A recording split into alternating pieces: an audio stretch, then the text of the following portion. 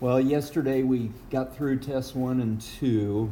We kind of quickly went through test 2. Any particular problems from that one that you wanted to see?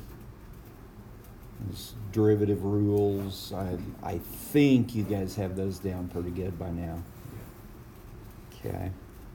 Well, today we'll take a look at the remaining tests, and of course tests 4 and 5 are still fairly fresh, but test 3, we'll get started on it. We may want to go over a few things for it. Now, there are some things from test 3 that will not show up on the test, so let's take care of those first. For the final, there will be no linear approximation,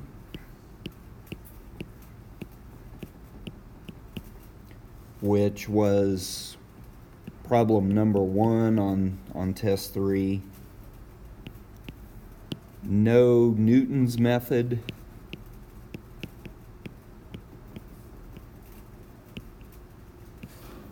which was number 2.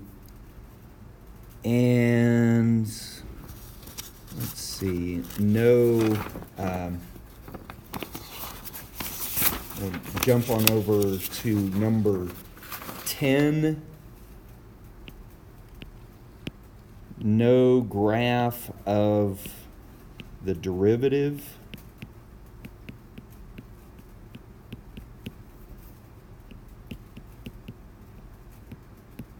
So those are some things you don't need to worry about for the final. However, things that you should know how to do.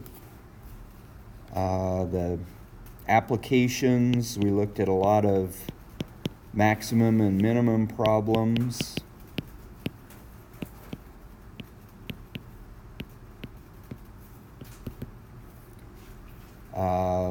Number 3 on test 3 was, here's a certain amount of fence.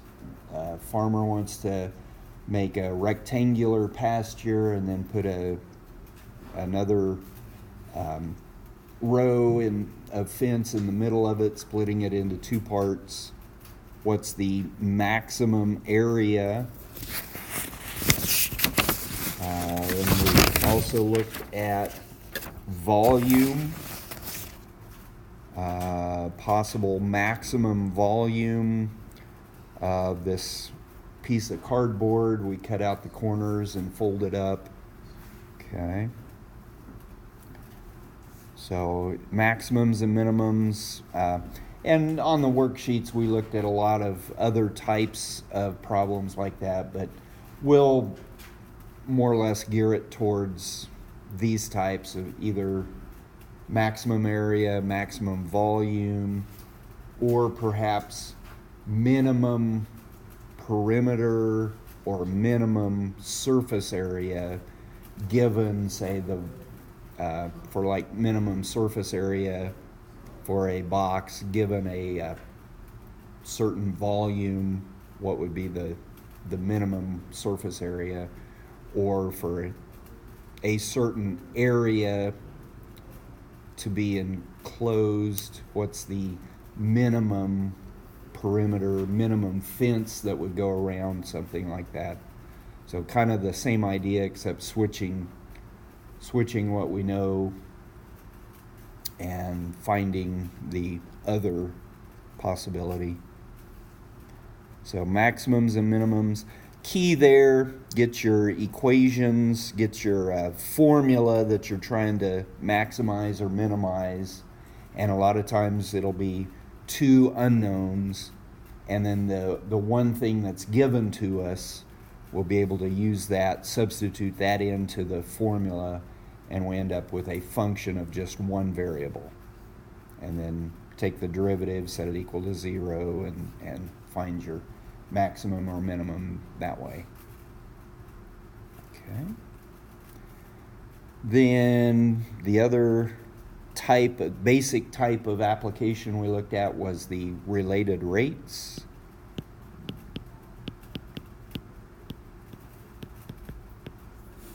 And that could come in a lot of different ways.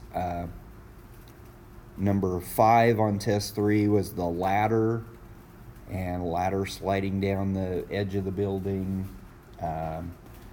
We looked at several other problems where, well, maybe, most likely, it'll end up with a triangle relationship. Most of them did, but 2 vehicles leaving from the same point, one going north, one going east, and how fast is their distance changing at a certain time. Okay. So again, there, find the equation, the formula that relates all the quantities. Sometimes one quantity would be constant and the other 2 quantities vary. Like the ladder, the length of the ladder is not going to change, but your x and y will change. But if we're taking the cars, heading them off in these different directions, well, x, y, and the hypotenuse are changing over time. So in that case, there's no constants. So you just have to figure out the right relationship there. And then with the implicit differentiation, find your dx by dt or dy by dt. And so we actually looked at a lot more worksheets on those applications than we actually ran into on the test, but those are important. It just takes a long time to do them, so we couldn't have too many on the test. So, any questions about either the maximum or minimum problems or the related rates? Then we looked at maximum and minimum problems dealing with graphing. Where's your relative maximum, relative minimum, and of course that's when the slope of the tangent line turns out to be 0, your peaks and your valleys, or where the derivative was undefined, and that would be your cusps. We talked a little bit about that yesterday. But graphing,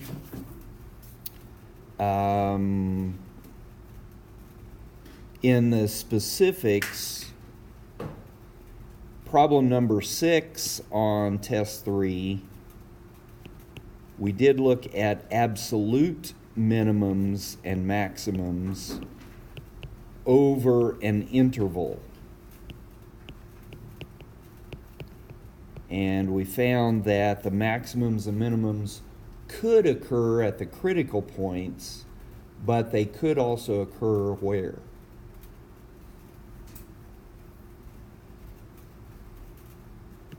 They could occur at the endpoints of the interval. With a restriction, say we'd have a graph, maybe we have a parabola that starts here and goes up and then ends here.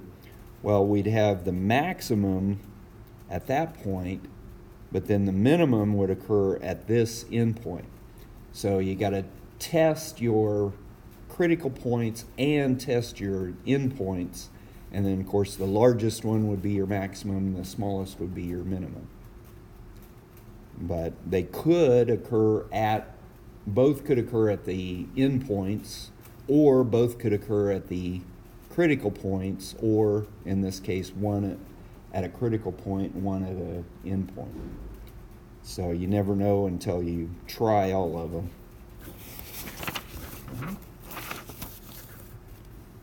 Then we talked a lot more general with the graphing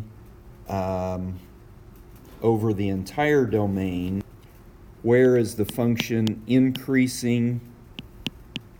Well, we found that's where the first derivative would be positive. Where is the function decreasing? That's where the first derivative would be negative. And also from there, we could use what's called the first derivative test to find out if our critical points are relative maximums or relative minimums. We have to check one side of a critical point, check the left side. If it's increasing on the left side and then decreasing on the right side, well, this particular critical point then would be a maximum. And then we might find another critical point where it's decreasing on this side and then increasing here. Of course, that would end up being a minimum. Or there is the possibility where it's decreasing on one side and then decreasing on the other. That's going to be neither. Or increasing on both sides would be neither. So make sure we went through the number line, testing the intervals there, and figuring out relative maximums and minimums. Then the second derivative tells us what? Okay, if the second derivative is positive, then that tells us the graph is what? Okay, concave up. And of course, second derivative negative. That portion of the curve would be concave down.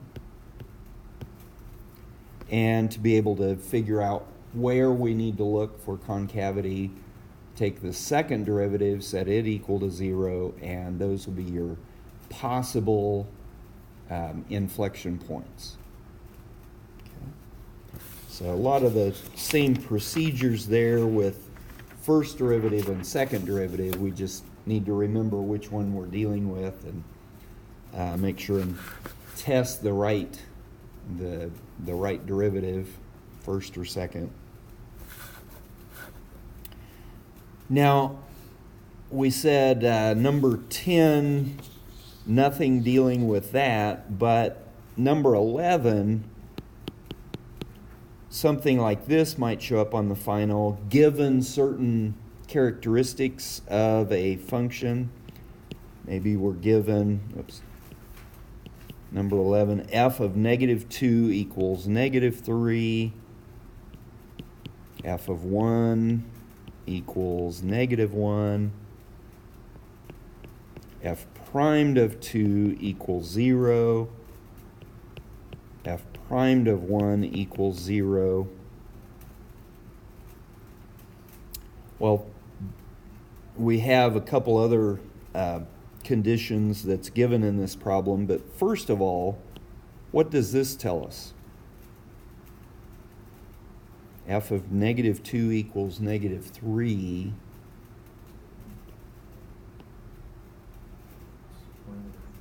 Okay, that is a point. X equals negative 2. The y value would equal negative 3. And so this next would give us another point, 1, negative 1. And now, what's this tell us? Derivative at 2 equals 0. Derivative at 1, or not, that should be negative 2. Yep. Here I go again, writing the problem down wrong. F primed of negative 2 equals 0. F primed of 1 equals 0. Okay, they would be critical numbers, critical points. So possible maximums and minimums. Okay. And then this last piece of information will tell us exactly which one it is. Second derivative at negative 2, got my negative in there this time, is greater than 0. What's that going to tell us about what's happening at negative 2? Okay, concave up. And we know from this it's a critical number. So concave up on that critical number would be what? Okay. At negative 2, we'd have a minimum. Okay. And then this other piece, the last information, f double primed of 1 is less than 0. Well, at 1 we'd have concave down, which means the point 1, negative 1 would be a maximum. So now the problem states sketch the graph of a function that satisfies the following conditions. There's a lot of different graphs we can use, but as long as we have this and this kind of put together, that would work. We have to have the concave up at -2 and concave down at 1, and the critical points, horizontal tangent lines at -2 and 1, and of course the right points. That always helps. Now we did some other types like that as well. Maybe it'll be f primed being greater than 0 at a certain number. F primed being greater than 0 would mean what for the function? It's increasing. Okay, the function is increasing at that number. Let's see. F primed is undefined at a certain number. What's that mean? Okay, it would be a critical point and probably a cusp, maybe maximum, maybe minimum, but where it's undefined, unlike this. This would be a smooth curve as we go through the point 1, -1, but undefined value would be like a cusp. Okay, so questions there? Now, the next topic, at least on the test, was dealing with the asymptotes. We did a lot of graphing in class on our worksheets. Graphing in detail takes a lot of time, so there's not going to be anything specific to graph this in detail, but we're kind of hitting all of the little parts, the details, as we look at each one of these individual things. And the last really detail of what we looked at were the asymptotes or holes in the graph. So 12 and 13 on test 3 were find the vertical and the horizontal asymptotes. Now, it didn't say find the holes in the graph, but some of the possibilities may end up being the holes in the graph. So we'll just go through both of these, kind of interesting for each one of these. 12, we had 2x squared plus 6x minus 20 over x squared plus 5x minus 14. How do we find the asymptotes here? Factor and see what cancels. Okay, first thing we could do is factor. And in the top, see, first thing I would do is factor out a 2.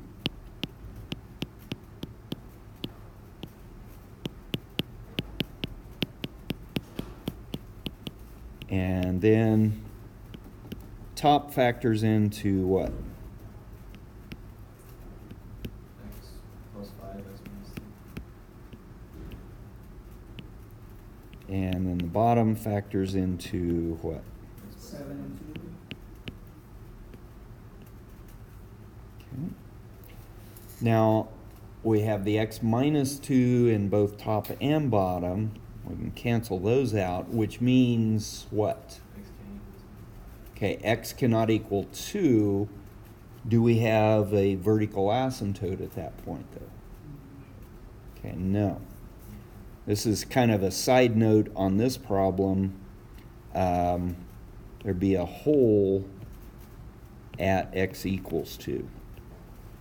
Okay. The vertical asymptote would end up being where? not just -7, but x equals -7. It's a vertical line. We have to represent vertical line as x equals, and then our horizontal asymptote, horizontal line would be what? 2. And y. Y equals 2. Okay, y equals 2. Again, the horizontal lines are y equals, and why is it 2? You take the Ratio of the coefficients. Okay, we have the same degree in top and the bottom, so we look at the coefficients, 2/1, y equals 2 would be our horizontal asymptote. Okay, questions there? Now we'll go ahead and look at 13 as well, kind of a slightly different type of problem. So slightly different situation here. Again, factoring. Well, one thing we could do right off, let's take care of the horizontal asymptote, and then we'll worry about the vertical asymptotes. Y equals 0. Okay. Y equals 0 because why? The bottom approaches 0 faster And theoretically, yeah, but in practical terms, oh, the coefficient on the bottom is bigger. okay, the degree on the bottom is larger than the degree on the top. There's the top, but sometimes our highest exponent is not the first term of that. Okay. So y equals 0 will be true here because of that. Okay. So if the degree is larger on the top, there's never a horizontal? If the degree is larger in the numerator, what do we find? Oblique. Okay, that's our oblique asymptote. And we won't have any oblique asymptotes on the final, but that is good to remember there. We did some oblique asymptotes and graphing in the worksheet. But yeah, that would be the other possibility where the numerator is larger than the denominator. Okay, now let's take a look at what our vertical asymptotes would be. And that requires some factoring. Top factors into what? -5, -2. And then the bottom, what can we do to the bottom? Well, not x squared. Pull out the x squared. And then it's x, 2 minus x. You still can You can do a negative x squared. Okay. The first thing most students would do is go ahead and pull out that x squared, but notice these are not the same factors, but they're very close. So if we need to switch the order of subtraction, we can factor out a -1, and that'll do that. I'll show you the long way around why it turns out that way.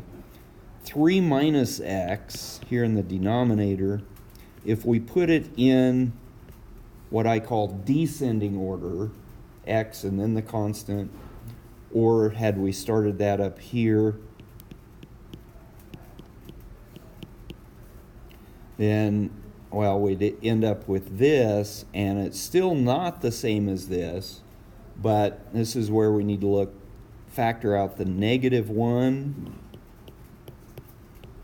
Well, if we factor out a -1, we have to think of 3 as the factors -1 times -3. And that will give us a factor of -1 that we can pull out, left with x plus a -3. So the long way is what I just did. The shortcut, if you have a subtraction, you need to write it in the opposite order, just factor out a -1 and it flips the order of the subtraction. So because of that, that will allow us to cancel the x minus 3's. Again, we'd end up with a hole in the graph at x equal 3. And then our vertical asymptote turns out to be what?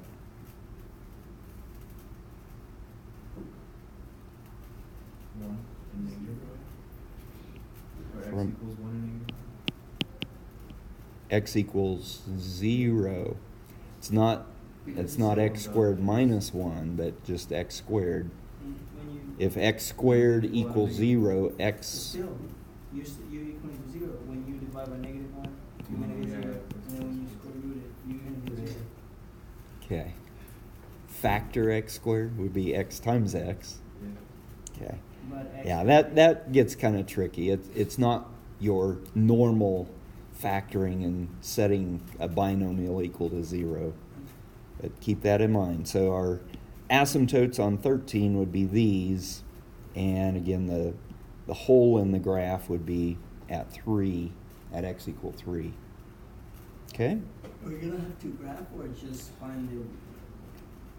The graphing just takes way too long for one problem, so all of these problems on test 3 from about problem 7 on would be parts of graphing in detail, so I won't have you do one complete problem, just parts of the graphing in each. Test 4, we looked at integration, and at first we just focused on the antiderivatives. Antiderivative, or sometimes we call this the indefinite integral.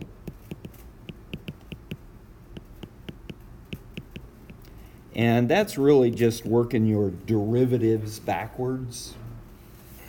So, and gets kind of confusing when, especially on the final, some of the problems you'll be asked to find the derivative, and these problems you'll be asked to find the antiderivative. So just be careful. I know you guys can do this. It's just making sure you're on the right direction. So, and really the integrals, the integral rules or antiderivative rules, you had those down real good. The biggest problems were the algebra, where you had to rewrite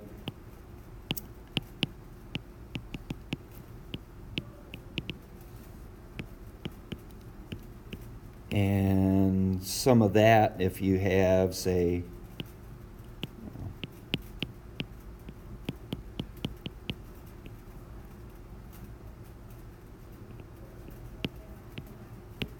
what would you do there? Well, this is a lot simpler integration if you think first, rewrite this as 3 different fractions and simplify. So we're really integrating the function 3x minus 5 plus 2 over x. And those are really straightforward. Okay. Now, like I said yesterday, you are allowed 1 page of notes. So if there's some kind of tricky things that tend to get you, you might want to write that down and put a big arrow or something saying, okay, look here. Don't forget to do this. And if some of the integration rules are kind of tricky for you, make sure and write those down. Write your derivatives for your trig functions, and then recognize the antiderivative is going the other direction. Okay. So test 4, the first 6 problems were all integration, or just straightforward antiderivatives. What do we need at the end of the antiderivative? Plus C. Okay, don't forget plus C. It's really a family of functions that work, not just one function. Okay. Then problem 7 on this test was solve a differential equation.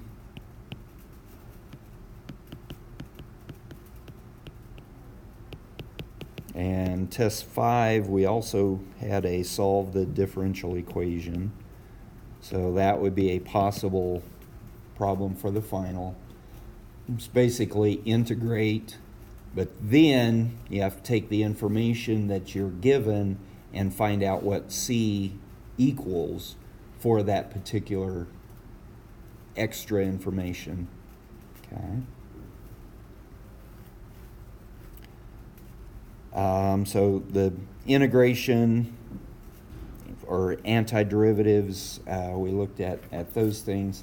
Then we kind of shifted gears and went toward the definition of the definite integral.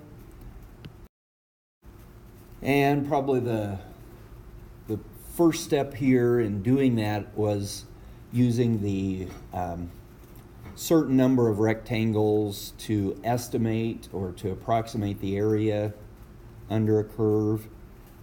And we used either left or right endpoints. Or I guess I should say and or right. I will specify what endpoints. I will specify how many rectangles.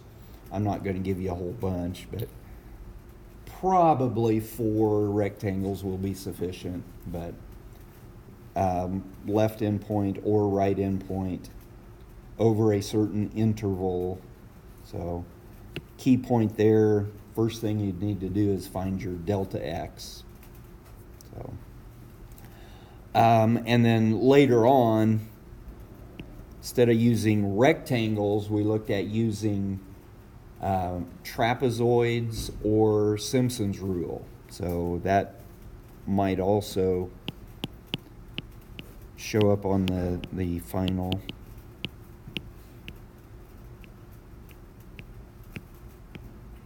I have a question. Yep. On the trapezoid rule or the Simpson rule, sometimes they don't multiply times the delta x. Seen it sometimes, but Well, the formula is set up differently. In reality, part of that formula is the delta x. The trapezoidal rule, that would be 1/2 and then delta x technically times the delta x and then the times the rest of it. delta x plus Oops. 2 FOX 1 And then, well, 2 times the second to the last one, and then 1 times your last function value. Now, this again may be in the form of b minus a over n, something like that. So the form of the formula may be slightly different, but basically it is the delta x there. And then the Simpson's rule, the main difference there, well, at the beginning it's 1/3 times the delta x, or times the b minus a over n, and then 1 of your first, and then 4 of your second, 2 of your third, and then so on. Your second to the last one will be your 4, and then 1 of your last function value. So make sure you know how to work with those. Approximate the area. We've looked at several different things. Somewhat the same stuff, of just making sure you get the right formula for the right approximation. Okay? So that took care of problem 8 and then 19 and 20 on test 4. And then we brought this up to the definition of the definite integral. And, well, for the final, there will not be any definition of the definite integral. And that was problem number 9 on test 4. Now, I decided this would be one to let you not have, but you will be doing the definition of the derivative we talked about yesterday. So one definition is probably good enough. You're going, well, that's probably one too many, but so nothing on like number 9. Also, no number 10. That was given the function capital F as this. Okay, find F primed. Kind of that really what most textbooks, most authors would say is the first fundamental theorem of calculus.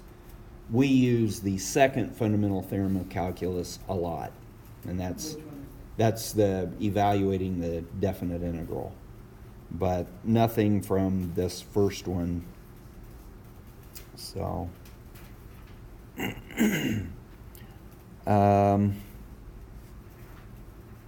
and while we're talking about what not to worry about, no evaluating a definite integral from a graph.